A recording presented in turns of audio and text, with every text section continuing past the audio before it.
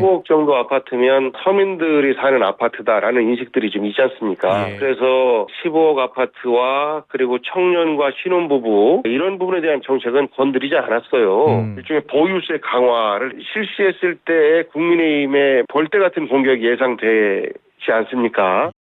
좀 더 좋은 적절한 표현을 선택하지 못한 것에 대해서 저 스스로 아쉽고 안타깝게 생각합니다. 15억짜리 아파트가 서민들 사는 아파트다. 이건 무슨 말입니까? 네, 15 부동산 대책이 이른바 주거 사다리 걷어차기다 이런 비판이 나오자 이 비판에 대해서 반박하기 위해서 하는 말 중에서 이렇게 또 논란이 생긴 건데요. 복기왕 의원은 전국 평균치 15억 원 정도의 아파트면 서민들이 사는 아파트라는 인식들이 좀 있어서 15억 원 아파트와 청년 신혼부부 이런 부분에 대한 정책은 건드리지 않았다라고 말을 했습니다.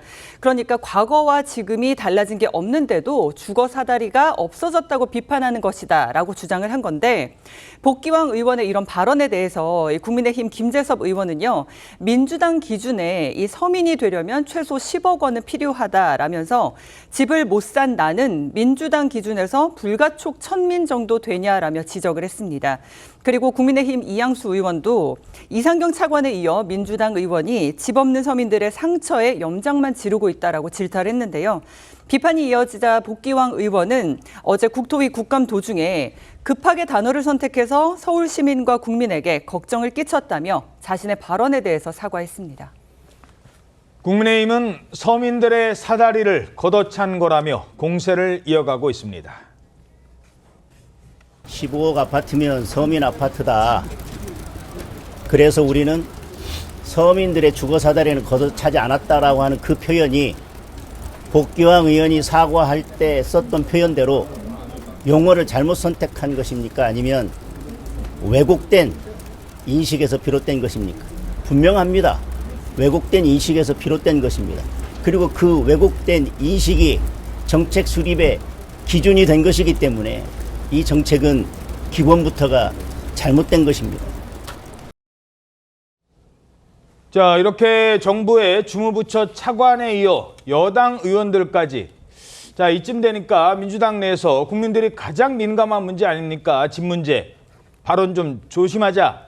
이런 주의보가 내려졌다고요? 정청래 대표는 오늘 오전 부동산 등 경제정책과 관련해서 당내 신중하게 발언할 것을 주문했습니다. 정 대표는 오늘 국회 최고위원회에서 부동산 정책과 같은 민감한 경제정책에 대해서는 조용히 그리고 튼튼히 정부를 뒷받침하는 게 당의 기조라는 점을 여러 차례 강조했다 이렇게 알려지고 있는데요. 이런 신중한 발언에 대한 주문은 최근 같은 당 복기왕 의원이 방금 보신 것처럼 15억 원 정도 아파트면 서민들이 사는 아파트라는 인식이 있다라고 말을 했다가 사과한 것 등을 염두에 둔 것으로 보입니다. 이재명 정부의 부동산 정책 발표 이후에 여권에서 잇단 말실수 논란이 이어지면서 야당의 공세 대상이 되고 있는데 이와 관련해서 발언 자제령을 내린 것으로 풀이됩니다.